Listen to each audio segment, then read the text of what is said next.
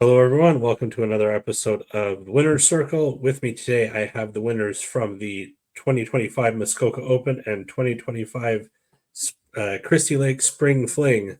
Coming up first from the Muskoka Open, we have FPO winner Alica Hums and MPO winner Thomas Gilbert. Welcome, guys.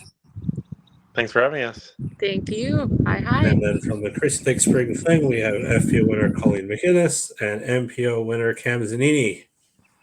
Hello. Look at that. 4 winners, 1 episode. This makes things so much easier. So, first of all, congratulations, guys, on your wins. Thank you. Yeah, thank you. Thank you.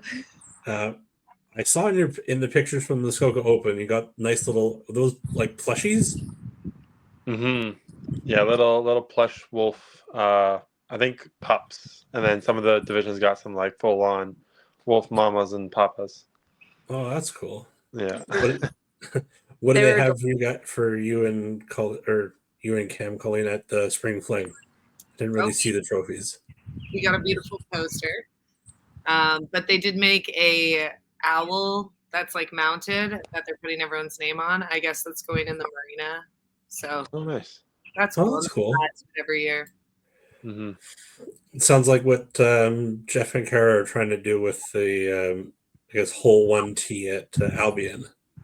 Yeah, I where think they're kind of putting winners plaques up. Newcastle has that too. They have that like circle thing that they keep making bigger.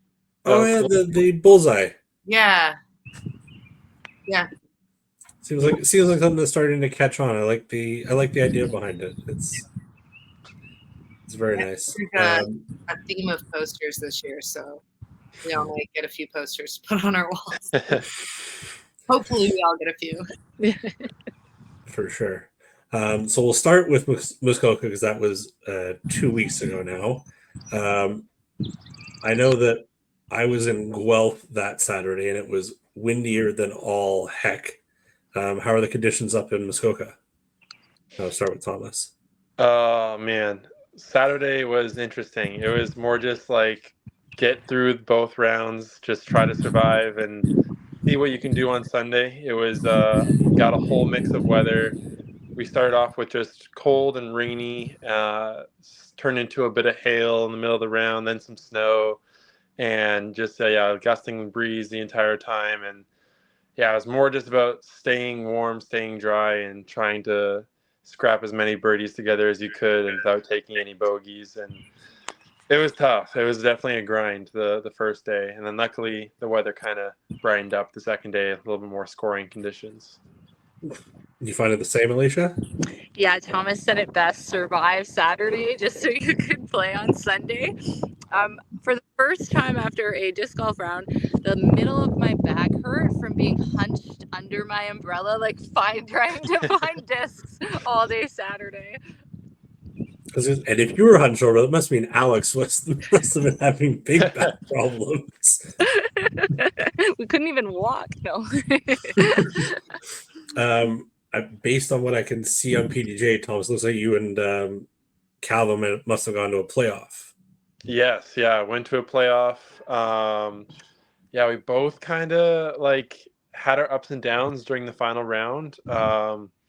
I started off really hot, kind of making up some of the deficit that I had started the round off with. Built a little bit of a lead and then a couple little blunders put us back at tied, I think, with like a couple holes left, and then neither one of us kind of capitalized on a couple of like opportunities down the stretch, and then suddenly just we're tied at the end and went into extra holes, and then I was lucky enough to get a birdie on the first hole of the playoff there on hole number 1 of Wolf Tracks to seal the deal.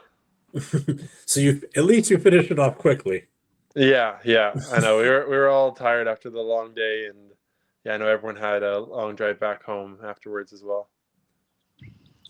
And now turning our attention to this past weekend in just outside Hamilton, I guess at Christie Lake, 2 days, 27 holes a day. How did that go for you guys? We'll start with Colleen. Yeah, I think it was grueling to play 27 holes. I after the first round, I felt like I had been playing the entire day, which we kind of had because it was like 4.5 hours or something, or 5 hours. It was crazy. So, and I mean, like, we were lucky we got to go early in the morning, which was the weirdest flip up of the tournament.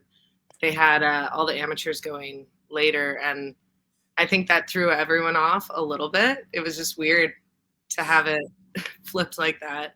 But then we got kind of lucky because I ended up staying for most of the day, and the amateurs got like huge hang-ups on the last hole. And there was like 5 or 6 cards on that hole waiting, which, I mean, for that monster of a hole to be your last hole and you're waiting that long. So I think we got lucky going through in the morning when we did. And then it was nice both days, kind of not a lot of holdups and everyone just flowing well. Was it still FPO first, or did you guys actually get to sleep in a little bit and have the guys go ahead of you? Yeah, we had some of the masters go ahead of us. Okay. Yeah. The layout from what I looked in PDJ looked weird compared to what I've seen before.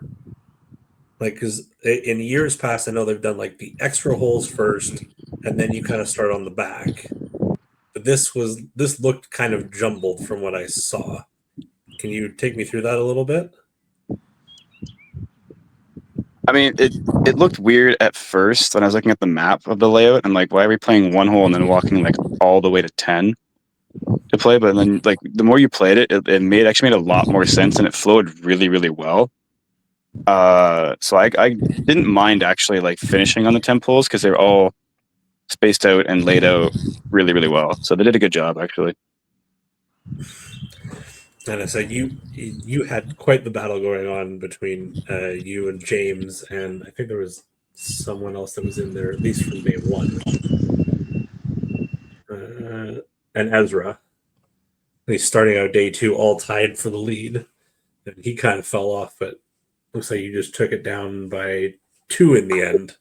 So 10 down and then 12 down. Good shooting, Tex.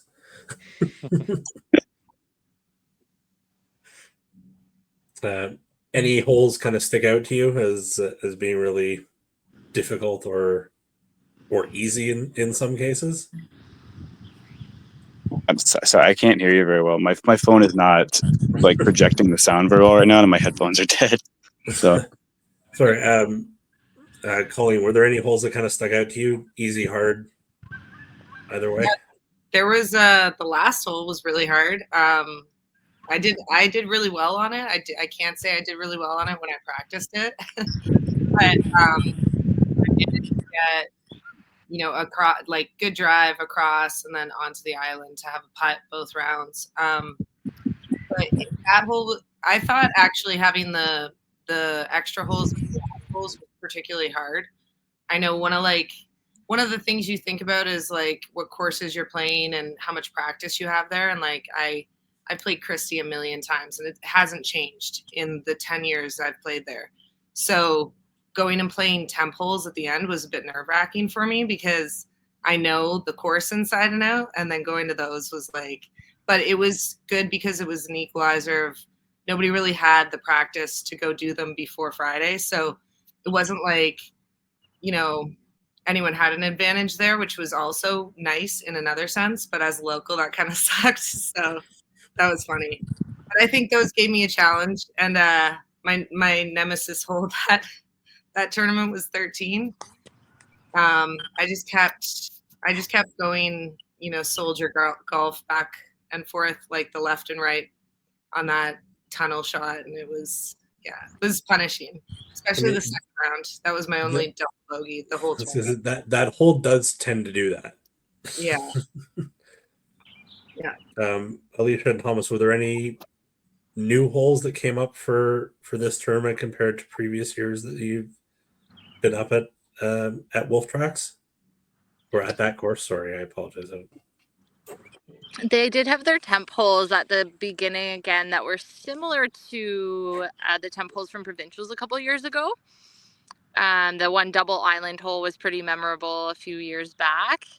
The starting temp hole had my number, actually. It was like just a big uphill turnover, and it was a fair par 4, and I just kept finding trees off the tee and struggled on that one. I don't know about you, Thomas.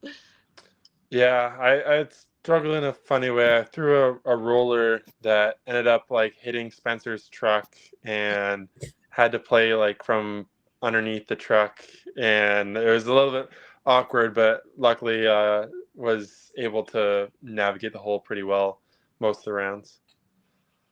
Probably a good thing that you're taller than most of the rest of us on this call and can get a foot underneath the truck to get your shot out. Yeah, for sure. Well, again, congratulations on this last win. What do you guys all have coming up next? We'll start with Thomas and go work our way around. Foxwood Open is going to be my next event. I think probably similar for all of us here. I don't know if there's too much going on next weekend in Ontario, but yeah, I know that Foxwood's definitely on the radar for me.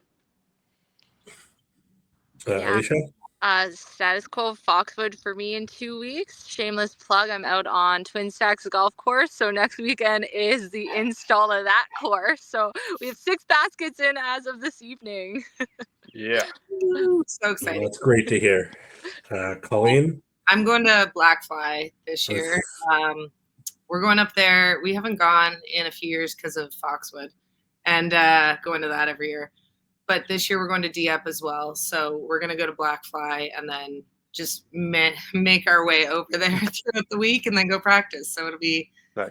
like a fun week-long adventure. So gearing up for that. So nothing this weekend, doing some family stuff, and then Actually, I should mention, sorry, I don't mean to cut you off, Cam. The CWE is this weekend, is it not? Yeah. The CW is like a bunch of weekends. So there is like 3 this weekend.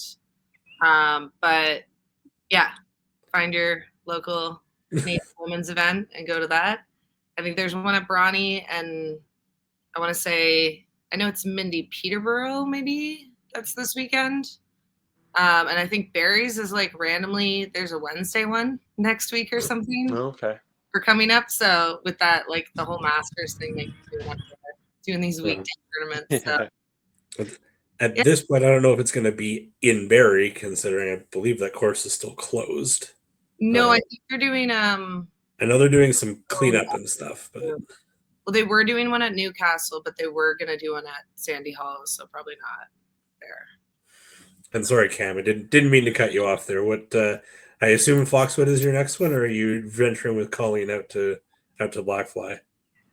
No, Foxwood's the next one. Black Fly is just a little bit too far from me, being in like the southern, like more southern in Ontario. So, but yeah, this weekend is chilling, working on some things, and probably golfing. And then next weekend is Foxwood for sure. So I'm coming for you, Thomas. All right, sounds good. I like it. Cam's looking to steal your USDGC spot, Thomas. Got to hold him off. That's all right. Yeah, I love Maybe. the battle for it. It's hard to beat you at that course because you throw an area code past me. So Only one? yeah, sometimes maybe 2. I don't know. I've seen you drive on the par 5. Yeah. Okay, well, thank you guys again, and look forward to seeing you down the road. Yep. Thank you, Josh. Thanks for having us. Thank you.